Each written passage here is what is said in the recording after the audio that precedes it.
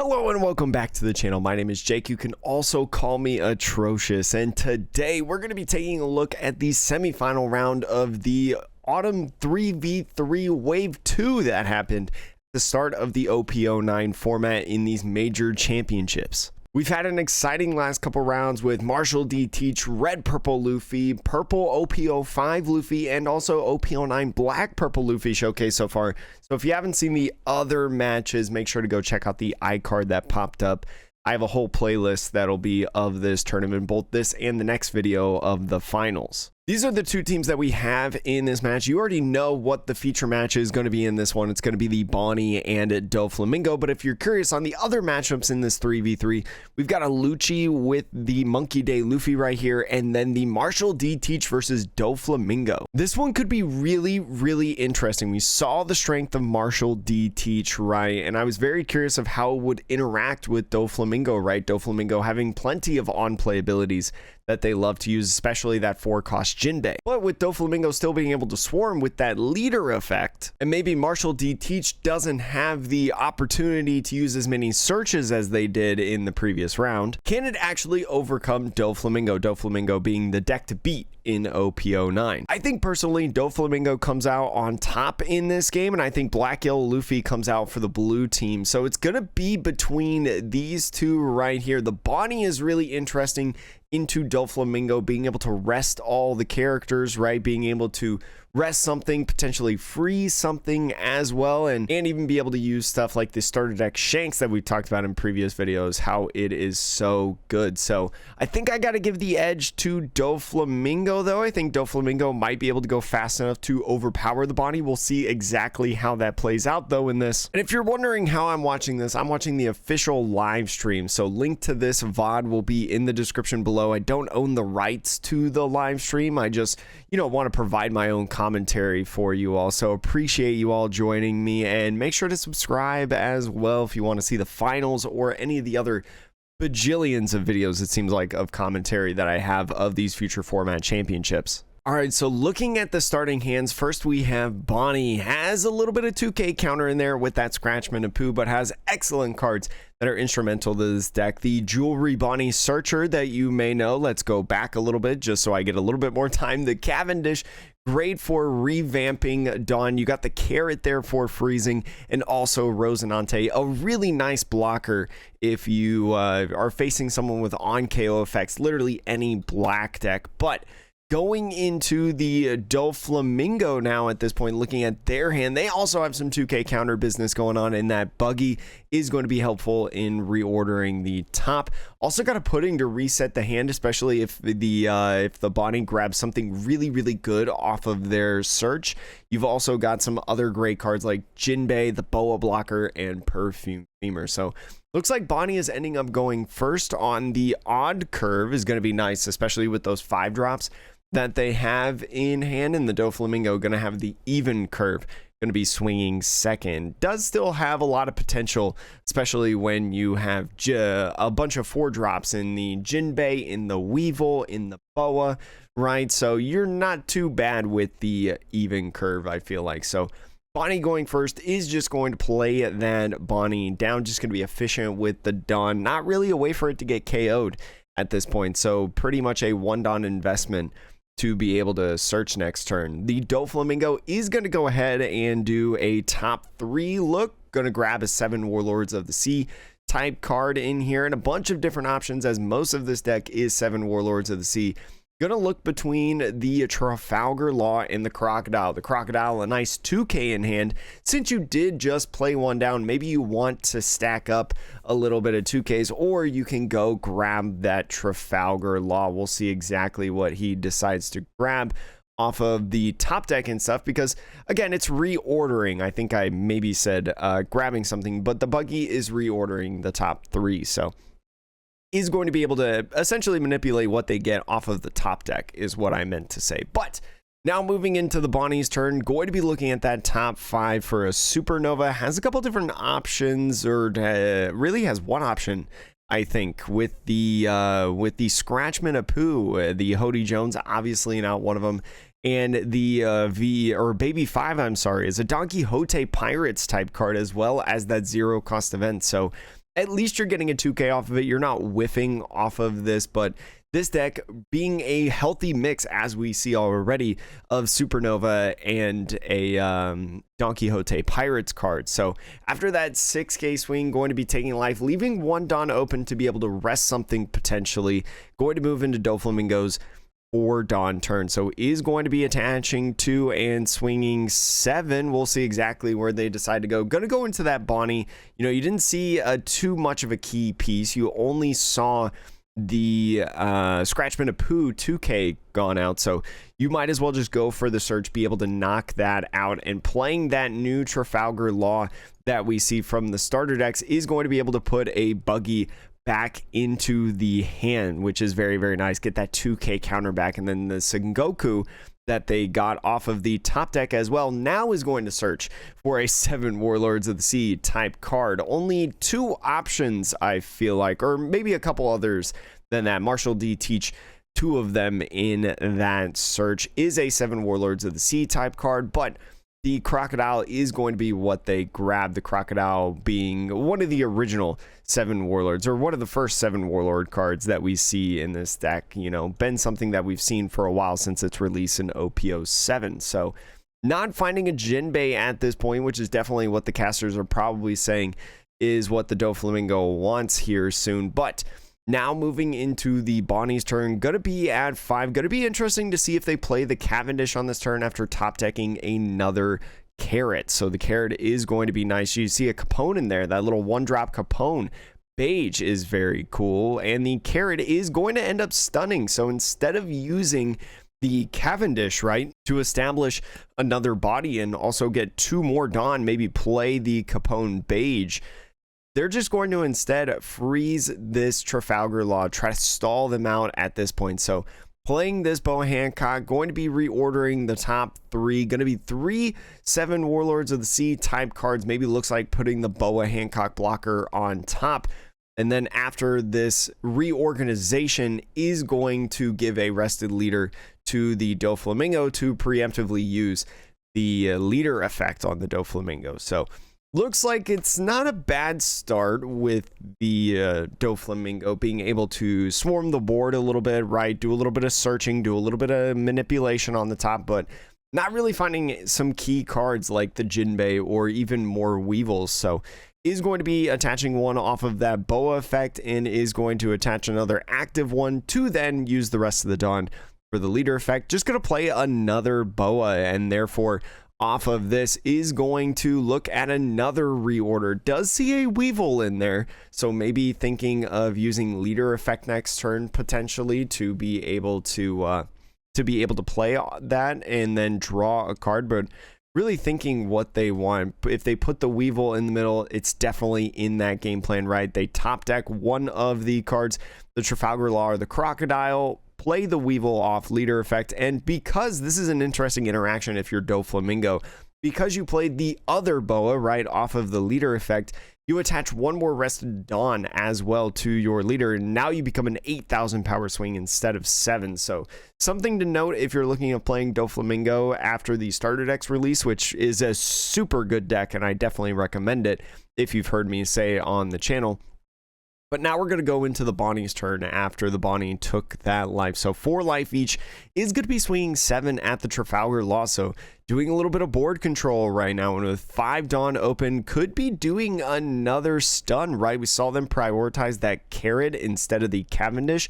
Could just be doing that same thing in this turn with the rest of the 5 Dawn. We'll have to see. This 7K poke, though, onto the Trafalgar Law is going to have to prompt a couple different cards if this Doflamingo wants to keep it alive. And so got a couple 2K options in hand, but just saying, you know what, I'm going to let this character get taken out. And now playing that Cavendish right there is going to be able to get 2 Dawn back at this point. Wouldn't surprise me if the Capone Beige came down, that little 1-drop blocker that we saw release in one of the first starter decks in the One Piece trading card game. But first decides to slap a Dawn on the Carrot and swing 7. So is going to be using a 2K counter. I think that 7K swing going at the Boa Hancock blocker that was rested, that Boa Hancock blocker being a 6,000 power character, 2K putting it up to 8, is just going to pass the turn with that 1 Dawn open, is going to be able to rest something, especially when you've got only 2 blockers on the field, right? So is going to say, oh, you, especially because the carrot is when attacking, I think maybe they forgot which one was not attacking or does not become active during the next refresh phase, is what that character specifically says. But they do put that off to the side, is going to go ahead, use leader effect, swing 8 into that carrot, play the Weevil to draw a card, another 2K in the hand. And here's the thing, now this Dawn is going to be used from the body, and that leader effect is going to rest the Boa Hancock. So now all of your blockers are rested for these incoming swings. Do you throw in the counter to be able to save this carrot, right? It does cost a 2K 1K combo. Definitely think that if you are going to pitch a 2K 1K combo, it's got to be the Scratchman of Pooh, and honestly maybe the carrot, right? You already have you have 2 carrots in your hand right now, and might be nice to use the Rosinante, the Don Quixote Rosinante blocker at later stages of the game, maybe if you can't play a big body and you need to use up some Dawn. But is going to go ahead and pitch that guy, says, you know what, because of stuff like Gravity Blade potentially, maybe just want to get rid of it and use it as counter. And so is going to save in the turn and top deck a 9-drop Shanks. So the 9-drop Shanks, very interesting. One of the new cards coming out from the Uda starter deck is going to KO a rested character if they decide to play it. So they are at 9 Dawn, I believe, on this turn. So is something that could happen. Is going to go ahead and swing at the Boa Hancock with the carrot. And remember that when attacking is going to freeze that Weevil. So that Weevil is going to stay rested, that 6K character, and a 2K is going to be countered out to save the Boa Hancock.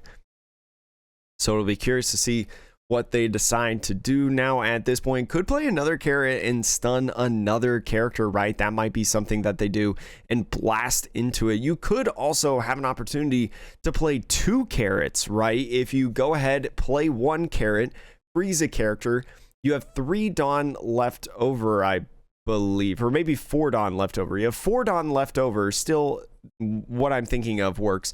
You use the Cavendish, refresh 2 Dawn, right? Because of that when attacking, and you can go ahead, play another character down and freeze it, and also leave 1 Dawn open for your leader effect. So a pretty insane combo that this Bonney has going on right now, and is going to counter out of that swing of the Cavendish to keep that Boa alive. And so here goes 5 Dawn, I believe. Could also play the Basil Hawkins, I forgot the guy's name, to, if you want to, with the 6 to play it all out, but is going to first just go ahead and swing 5, is going to take a life right here. So even the 5K swing going through, and that carrot is going to come down, going to freeze all 3 of those characters. And especially with the when attackings on these carrots are extremely oppressive to the Doflamingo deck. So not something that I originally thought may be in this, but definitely has been such a strong point, right? I mean, you definitely have to see all of your characters, and with the carrot being a Minx type character, not like a Supernova or a Don Quixote Pirates type character, it's not exactly searchable. So great job on the opponent right now, you know, maybe mulliganing or, you know, opting to keep a hand with the carrots inside of it, really recognizing that usefulness in this matchup. And so we're going to see how the Doflamingo responds to this at this point. Doflamingos, especially once the starter deck's released, don't necessarily play a ton of boss monster type characters in this. So it is going to be curious to see what they decide to do. Marshall D. Teach, a great card in this deck. If you know the channel, you know I absolutely love that card. But with all 10 done, we'll see how they decide to spread it out, because they do have at least a Weevil to swing with, and especially when you don't have big boss monsters, you can attach a couple Dawn to the Weevil, and it looks like they're going to attach 3 and swing 9 at this carrot. Try to really target these freezing effects, these when attacking effects. And so in this hand, you really only have 2K counter at this point, I believe.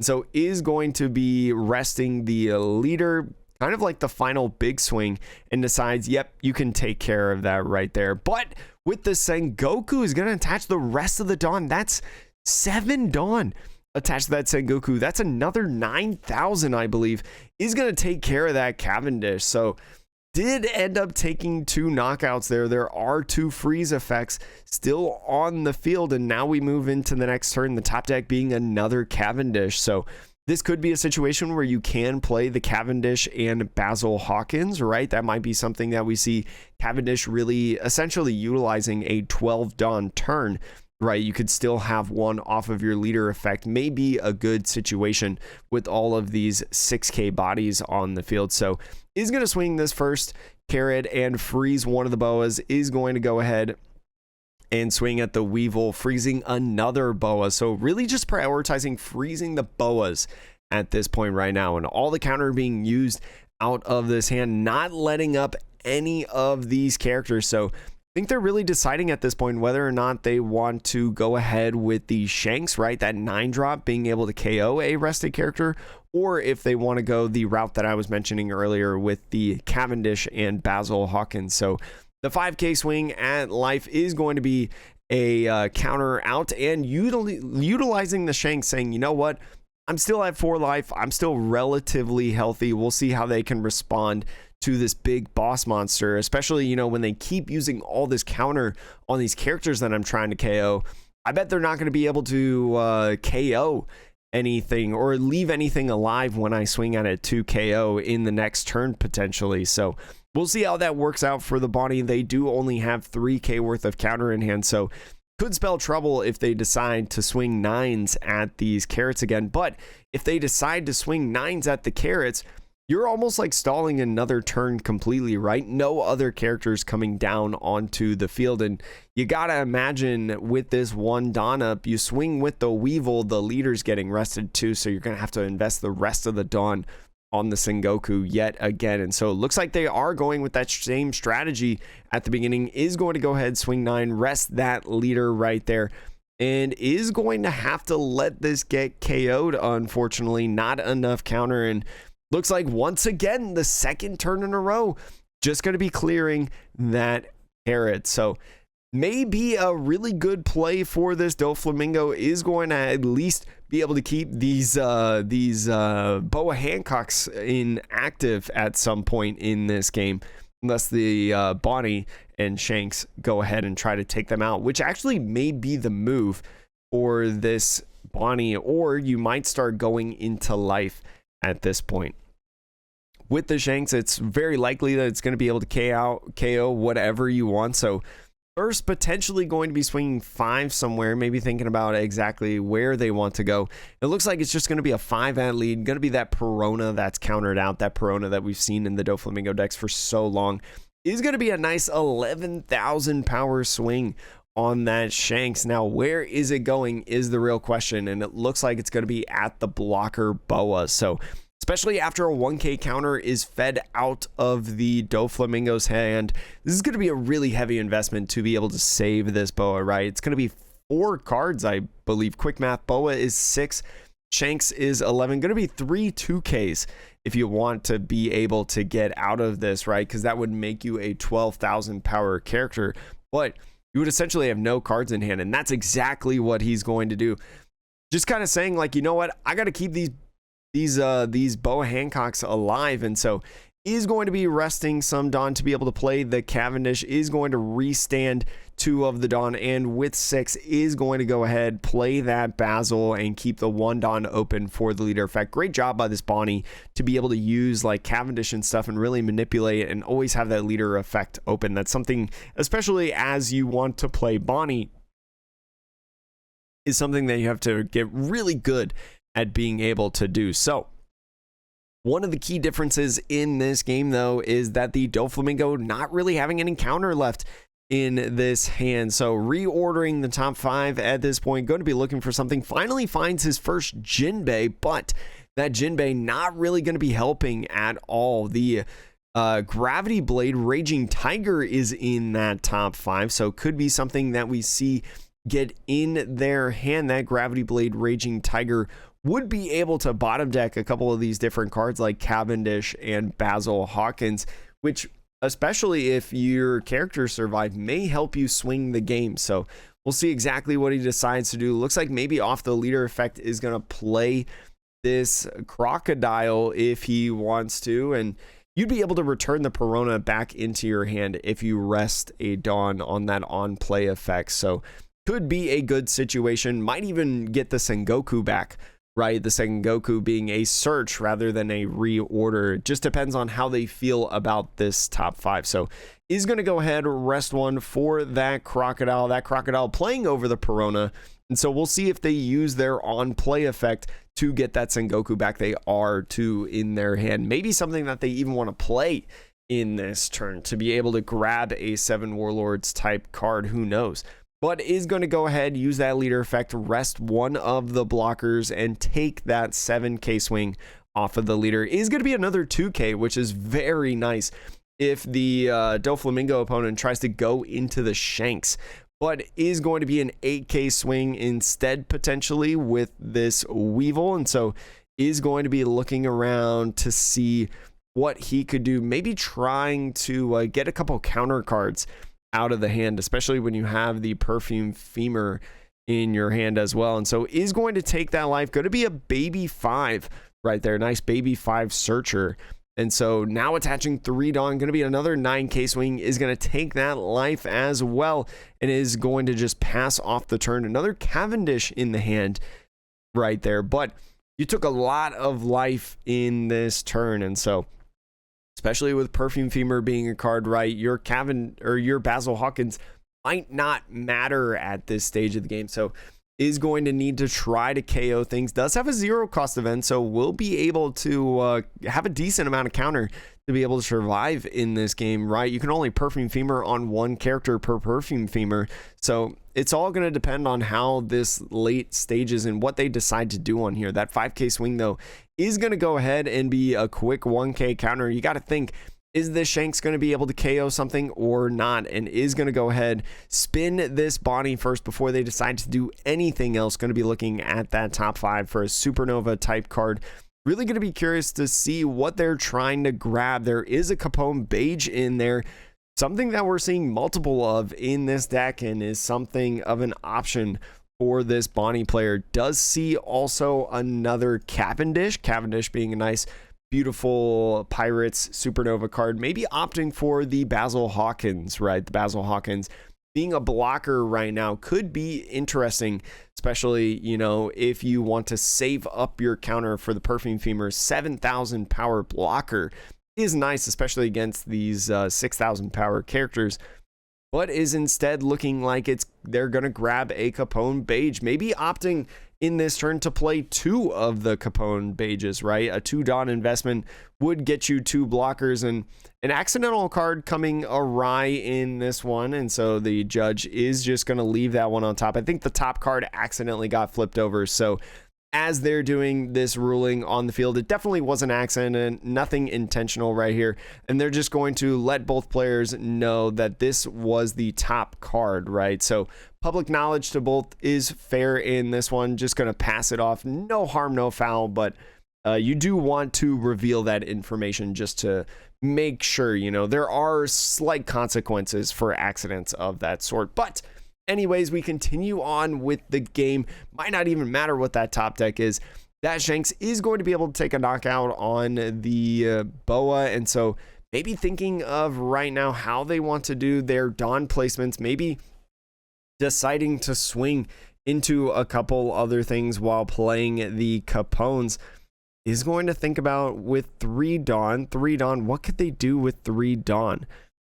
They could play like, the Bonney math is always weird, especially with Cavendishes, I feel like. So swinging the Cavendish allows you to restand those 2 that you did with the Bonney, basically making it a free Bonney, but going to be attaching 3 and swinging 9, I believe, right there. Going to be taking out another blocker, refreshing 2 Dawn.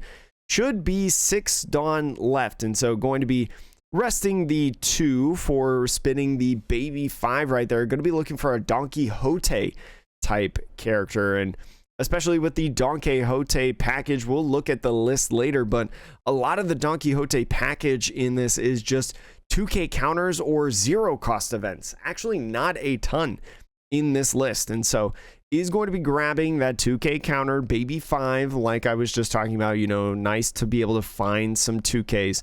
And so does have a bit of Dawn left to work with. Is going to go ahead, swing with this Basil Hawkins. Going to be swinging 9 at this Weevil. This Weevil right here is going to get KO'd right now, doing a lot of board control like I was mentioning.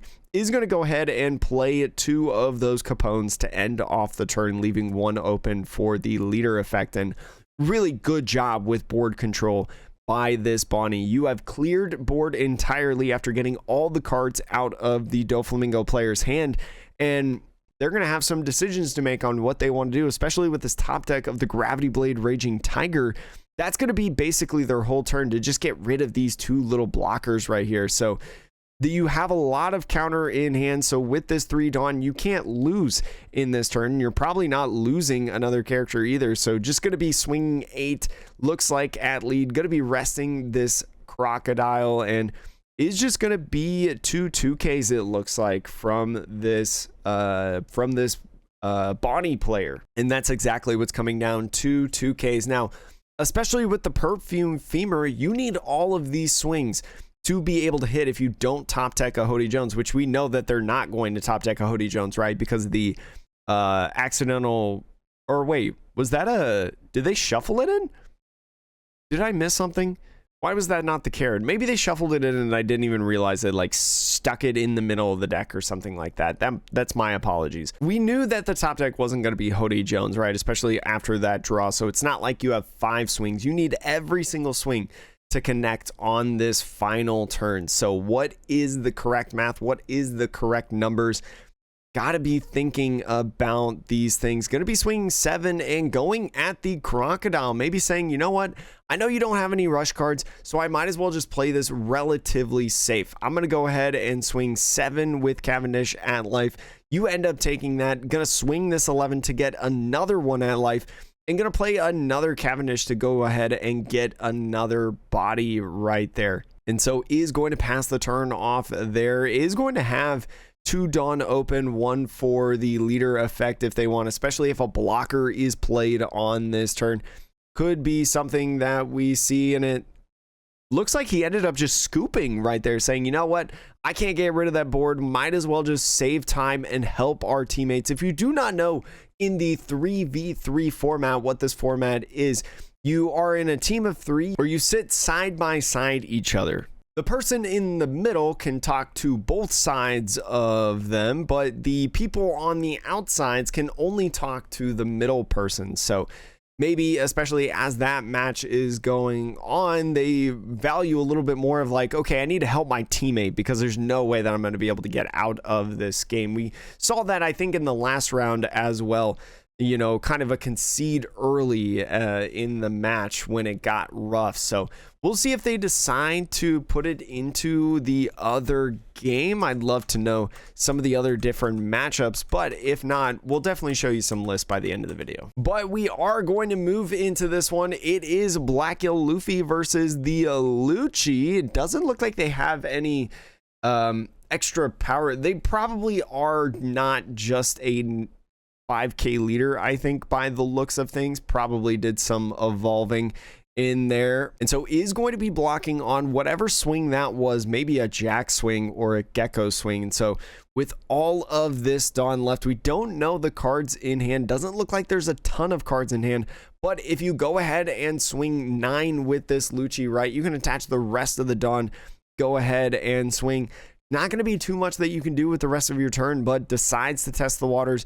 Does go ahead with that 9, maybe playing a Rebecca after this to be able to get some defense up against this Black Yellow Luffy. And so is going to be thinking about what they want to do. This guy right here, actually, this guy is someone that I actually am mutuals with on Twitter, Takeru Norihama. They own a card store in Japan. I remember they came to Las Vegas and they bought a ton of cards, like booster boxes, English booster boxes from Las Vegas. It was really cool, actually. I was telling them all about the different stores. But as I was mentioning, after getting out of that swing with the block on the Sabo, did use that Rebecca to be able to grab what I presume was a 2K in hand. I was too busy yapping, and really put the black yellow Luffy player on the defense. So is going to be able to use 2 right there, is going to go ahead and use leader effect. We'll see if they have a Rocket Luffy in the life. The Rocket Luffy, ooh, it looks like Rocket Luffy and Ace, so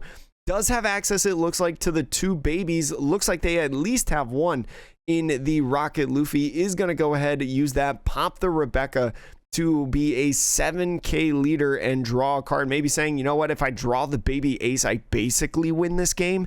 But if not, it's a character that I can have in the life. So thinking about what they want to use with the rest of this 6 Dawn, your leader with the 2 Dawn attached is 9K, right? So I don't know how many cards are in the Lucci player's hand, but you do know that you have 2 swings that you need to connect. So doing the math of what is the best number that you can do. We know that this Lucci player, especially off of the trash from the leader effect, is playing 0 cost events, right? Something that's very popular in Rob Lucci decks out east, and something that I recommend you play because I think it's a really good card, especially when you're playing geckos, you're playing jacks, you're playing a lot of cards that are just bricks in your hand. So being able to use them as 3K counter is really nice at times. Would be nice probably to spread out the Dawn a bit, I would think, especially if they have like only 3 cards in hand or so.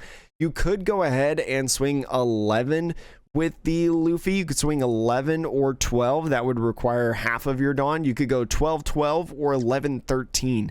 I think is the math with those One Piece Day Uta Dawn. Absolutely love those Dawn that he's got there. And so is going down to the end of regulation. You can't see the timer because my big head's clogging it up, but there's about 5 seconds left until time is called in this one. This matchup usually feels like a long one always. So looks like the black yellow Luffy player is going to be turn 0 in this, and we'll see. Remember, in One Piece, you get 3 extra turns in overtime. So starting off with turn 0, you go turn 0, turn 1, turn 2, turn 3, and then that is the end of the game if not resolved at that point. So is going to go ahead, attach the Dawn to the Gecko first and swing 12. Thinking about going 12 and 12 in this one. One of the numbers, a huge number. Doesn't look like he has too many cards in hand, only like 2 cards in hand at this point. And so being a 7K leader through that baby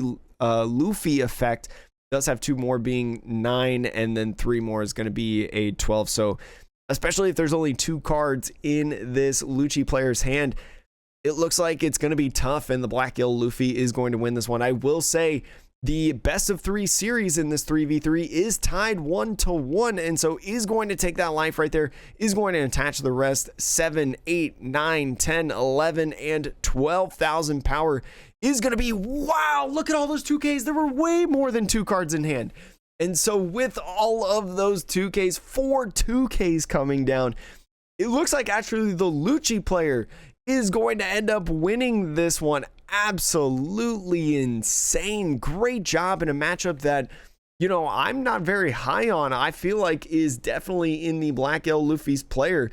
Looks like the Lucci is going to be able to get this one. Swing 9, bottom decking that first life. Swing 9 again and claiming the win. It looks like the Bonney team of Bonney, Lucci, and Doflamingo, I believe it was, is going to move on into the finals of this tournament. Absolutely exciting, both games. I was really surprised at the Bonney and Doflamingo matchup, right? I think it was very interesting, especially with all of the carrots. Carrot may be something that you definitely want to be playing in Nami, or I'm sorry, not Nami, in Bonney when the starter decks come out, when OP09 comes out. It seems like the way, from what I've seen online in the east, of a lot of Bonney players playing those carrots. Very, very cool to see. Really liked that as well in this one. And yeah, let's just look at some deck lists. So this isn't the exact Doflamingo deck list that we saw in this tournament, but it is a very good one that was played in this event. So I think it's a really good thing to base off of on here. There's a couple different options that you can utilize in order to play it. I know Marshall D. Teach is somewhat of a fringe card for a lot of players. Some people play it, some people don't. I'm pretty high on Marshall D. Teach. I really like it, but we saw the strength especially with the Boa Hancock blocker, right, from the starter decks. That's why in the starter deck video that I posted on the channel the other day, I really mentioned how you should be looking at singles in these starter decks and maybe grab some of them sealed as well to get a bunch of these really, really good cards that are in the starter deck, because the Marshall D. Teach is also in that starter deck. The Trafalgar Law that we saw make an appearance in this one that had some value also inside that starter deck. So is a very cool list. Doflamingo, again, like I mentioned, being the deck to beat in OP09, especially with this Jinbei right here. And saying for months, buy your Jinbeis might be a little bit too hard now, because I think they're like $10 per at this point. You could have bought them a couple months ago if you listened to me for $1.50. And so now we're going to take a look at this exact Bonney list. This is the exact Bonney list from the championship. So very, very interesting to see. What really surprised me seeing this list, right, is the Hody Jones. Hody Jones, something that a lot of people say are like the win card, right? You see Hody Jones, you win the game, is only a 2 of in this deck. Is not something that is, I mean, it's very good, do not get me wrong, one of the best green cards that we have in the game, but really prioritizing the combination of stuff like Cavendish and also Shanks, right? Shanks being one of the new starter deck cards in the starter deck Uta deck that people are playing in the Bonney list. So very, very cool to see. You've got a couple different boss monsters, Hody Jones, Shanks, Doflamingo. You're running Eustace Captain Kids, so hopefully if you want to buy your Eustace Captain Kids, just wait until PRB01 comes out, because that is getting reprinted in that. Hopefully you bought your Carrots as well. Carrot definitely getting a rise, especially after this tournament. People seeing OP09 and this 3v3 and being like, man, this is a cool card. So definitely something that, even though I didn't include in my recent video, cards you should buy before OP09, especially after seeing this event, is definitely something that you want to have an eye on as well in this. But everything else pretty standard, I feel like, for Bonney in the package that you see, right? With Supernova stuff, you got Capones in here, which is kind of surprising, especially a playset. I know a friend of mine, Seamus, was playing the Capones at the store regional not too long ago. Maybe got some inspiration from this list right here, I'm not sure, but does have a couple of other different key components that we see a lot of times in the baby fives, right? The baby 5 combo, as well as Rosinante in here, and the Scratchmanapoo 2K that is searchable. So very, very cool list. We'll have finals coming soon in the channel. Should be probably the next day after this releases. Not doing any more live streams or anything like that for the time being. You know, no store regionals, no Eggman tournaments. So could be something that comes out right away. I'm going to try to film it right now, actually. So thank you again so much for watching. Stick around for the next video, and hope to see you again soon.